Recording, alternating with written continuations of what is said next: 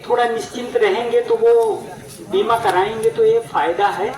और कोशिश करिए कि जो अच्छे पशुपालक हैं या जो अपने अच्छे पशु हैं उनका बीमा जरूर कराएं, क्योंकि अगर हम देखें ये बीमा हम प्राइवेट कराएंगे तो 8 से 10,000 रुपया लगेगा। प्राइवेट कंपनी करेगी तो इतना लगेगी, इसका 85% पैसा सरकार देती है। पैसा उतना ही लगता है। देखिए जैसे कंपनी जो सरकार ने जिसको डिसाइड किया है कि ये कंपनी करेगी तो पैसा तो उसको सरकार 85% देती है, हमारा आपका केवल 15 लगता है। तो ये योजना है और इसका फायदा आप जरूर उठाएं। और प्रक्रिया चल रही है, ये हर साल चलती है।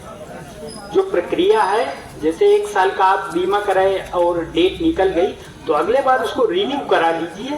तो अगर जैसे पशु को कुछ नहीं होगा तो ठीक है, अगर कुछ हो जाता है तो इसका क्लेम आपको जरूर मिलेगा। आप तो एक प्रक्रिया है, उसमें अकाउंट नंबर, आधार, पूरा डिटेल आपसे मांगा जाता है। और बहुत सारे लोगों ने क्लेम पाया भी है, मतलब जब से प्रक्रिया ये चल रही है बहुत सारे लोगों ने पाया है। तो इसका फायदा उठाएं। और जैसे 85% अगर सरकार दे रही है, 15 ही हमारा लग रहा है, तो वो कोई एक इशू नहीं है। तो कोशिश इसमें यही करें कि आप ज्यादा से ज्यादा, अरे आप गांव के प्रधान जी को बताएंगे तब भी आपका हमारे पास सूचना आएगी, सनीला या गौरा, तब भी आपके पशु का बीमा हो जाएगा। बीमा में कोई प्रॉब्लम नहीं है। और जो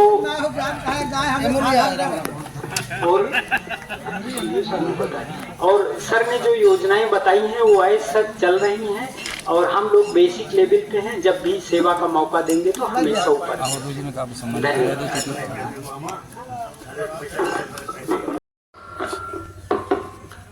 धन्यवाद मंच के संचालक महोदय और इस मंच पर उपस्थित हमारे गणमान्य और यहाँ नवाबपुर के गणमान्य व्यक्ति, मैं आपका सादर अभिनंदन वंदन करता हूँ। इस पशु मेला में और जो हमारे ग्रामीण विकास एवं मजदूर कल्याण समिति उत्तर प्रदेश द्वारा यह आयोजन किया गया, मैं इनका भी धन्यवाद देता हूं, जो कि अपना बहुमूल्य समय निकालते हुए अपने पशुधन और अपने क्षेत्र के बारे में अब जन जागरूकता फैला रहे हैं। ये बहुत बड़ी उपलब्धि है। मैं आपका आभार प्रकट करता हूं कि हमारे पशुधन के बारे में आप जिस तरह से प्रचार प्रसार और लोगों में जन जागरूकता फैलाने का काम कर रहे हैं, ये बहुत ही शोभनीय और आपके ये सम्मानजनक की बात। मैं अपनी विभागीय योजनाओं से तो बहुत संक्षिप्त में आपको बता दूं और साथ साथ इस चीज से भी आप लोग हमारे पशुपालक भाई और ग्रामीण के जितने भी हमारे बड़े बुजुर्ग नौजवान इस चीजों से वाकिफ होंगे कि हमारी पशुधन की योजनाएं जो आप तक, आपके दरवाजे तक जो पहुंचती हैं, संचालित होती हैं, इसके बारे में हमारे ब्लॉक के संबंधित आपके बीच में बराबर मिलने जुलने वाले हमारे डॉक्टर साहब लोग से अवगत होंगे। सरकार ने एक लहर और एक प्रचार और एक जन जागरूकता अभियान के तहत में प्रकाशित और प्रचार किया कि हमारे किसान भाइयों को आय में 2 गुना वृद्धि, हमारे पशुपालक भाई हो या कृषि से संबंधित हो, इनकी आय में वृद्धि के लिए दिन प्रतिदिन सरकार और विभाग के लोग चिंतन करते रहते हैं और बार बार इस चीज पर फोकस करते हैं कि हमारे किसान भाई और हमारे पशुपालक भाइयों को आय में वृद्धि कैसे हो। आय में वृद्धि तभी होगी हम एक चीजों पर फोकस करते हैं या उसी पर हम नियंत्रित रहते हैं, निर्भर रहते हैं। हम अन्य चीजों के बारे में ना सोचते हैं, ना हम उसके बारे में विचार करते हैं, ना हम किसी से चर्चा करते हैं। विकास तभी होगी जब एक चीजों को हम बाई प्रोडक्ट, उसकी मतलब हम कई रूप देखें और उसको हम अपने विपणन केंद्रों पर, मार्केट में हम उस चीजों को ले जाएं, तो उसकी रूप की और गुणवत्ता के हिसाब से आपके आय में वृद्धि। जैसे अगर आपके पास में अच्छे नस्ल की गाय है, भैंस है, दूध की उत्पादन हो रही है, उन दूधों को हम डायरेक्टली केवल दूध ही दूध हम मंडी में या दुकानों पर हम बेच देते हैं, परंतु जो दूध का जो मूल्य है उसी के मूल्य के हिसाब से आपकी आय होती है।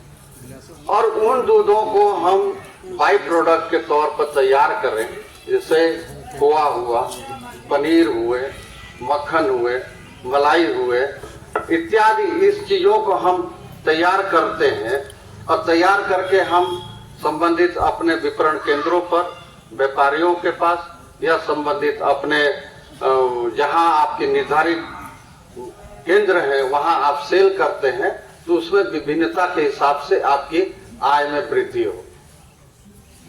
दूध है 80 रुपया लीटर।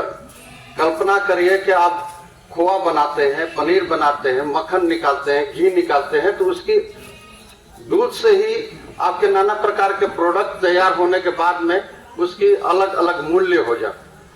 तो इन मूल्यों को मूल्यांकन करते हुए आप खुद एनालिसिस, अपना मंथन कर सकते हैं कि हमारी आय में कितनी वृद्धि हो और किस रूप में हुई। दूसरा, अगर हमारे पशुपालक भाई कृषि के हो या पशुधन के हो, अगर उनके पास पर्याप्त जमीन है और उन जमीनों पर एक मल्टी तौर के अपना स्थापित करें, जिससे कि कृषि है, आपकी जो उपजाऊ जमीन है उस जमीन पर आप अपना अनाज उगा सकते हैं, सीरियल ग्रेन्स कर सकते हैं। जो ऊसर है, जिस भूमि पर हम कुछ भी उपजाऊ नहीं कर सकते हैं, वहां पर आप डेयरी फार्म खोल सकते हैं, बकरी फार्म खोल सकते हैं, सुकर फार्म खोल सकते हैं और साथ साथ मुर्गी फार्म खोल सकते हैं, मत्स्य पालन कर सकते हैं। और कुछ जमीन आपकी है जिससे आप उससे आय में या इसमें सीरियल ग्रेन्स में गेहूं, धान, चावल ये सब में उगाने में नहीं ले रहे हैं और अनुपयोगी ऐसी पड़ी हुई है, उस भूमि पर आप मत्स्य पालन भी कर सकते हैं, बागवानी भी कर सकते हैं, फूल पौधों और अनुपयोगी ऐसी पड़ी हुई है, उस भूमि पर आप मत्स्य पालन